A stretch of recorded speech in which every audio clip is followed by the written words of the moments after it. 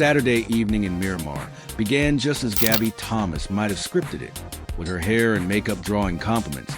She stepped on the track for day 2 of Grand Slam Track's Miami chapter, looking every bit the star she is. And on the track, she delivered, clocking a win-legal 21.95 seconds to take the win in the women's 200-meter. After a 4th-place finish in the women's 100-meter event on Friday, the victory on Saturday felt like a proper blessing. But what started on a high note didn't end quite the same. Behind Gabby, 100M champion Melissa Jefferson-Wooden also crossed a line in 21.95 seconds, securing 3rd place in the 200M. That result, combined with her earlier win in the 100-meter, gave Jefferson the edge where it mattered most, the points table. When the final standings came in, Jefferson edged Thomas by the slimmest of margins, 18 points to 17. And with that, the $100,000 prize money slipped from Gabby's grasp and landed in Jefferson's. Instead, Thomas walked away with $50,000, a convincing performance, but for a competitor her caliber, it felt like a sting, a heartbreak, absolutely. Fuel for a comeback? Without question. With the next Grand Slam track stop set for Philadelphia, Gabby was already plotting her return. She opened up after the race, discussing her preparation and where things may have fallen just short. But when pressed about which events she might target next, the 28-year-old Olympian chose to keep her cards close.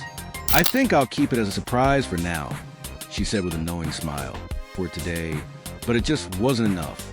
So while Miami may not have delivered the crown Gabby Thomas wanted, it may have lit a fire.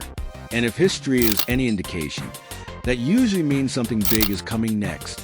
Well, the 28-year-old had an iron-solid confidence in herself despite losing the top place on the list. In the same conversation, Gabby said, "I trained for the 1, 2, and 4, so I did this every season. I decided it would be a great opportunity for me to come out and compete against the best of the best in both disciplines. And that's what I did."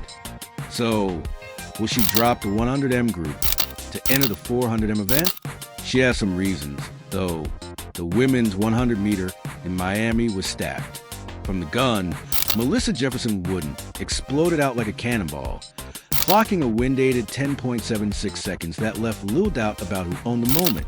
Right behind her, Tamari 10.79, and Favour Ofili, 10.94, rounded out the podium.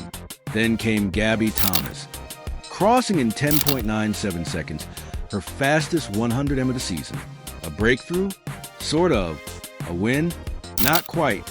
The time was quick, sub 11 finally, but it came with a plus 2.4 meters per second wind, just over the legal limit. That meant no personal best, no official time on the books, and no spot on the podium. 4th place, windy, bittersweet, and you could tell it stung. After the race, Gabby took the X with a short, biting post. And I tweeted this before I ran another windy sub-11. It was a callback to her earlier upbeat tweet. "Ugh, I love running small." A simple shift in tone, but it said everything. This isn't unfamiliar territory for her either. Between May 25th, 2018 and April 23rd, 2022, Gabby Thomas recorded 8 sub-11 100M times, all wind-aided. Her fastest? A 10.80 plus 3.2 scorcher, clocked on April 23rd, 3 years ago. So here we are again, fast but not quite official, promising but just shy of fulfilling. As the Grand Slam track tour heads to Philadelphia, one thing is clear: the weather might be just as decisive as the athletes themselves. Because for Gabby, it's no longer just about crossing the line fast. It's about finally making it count.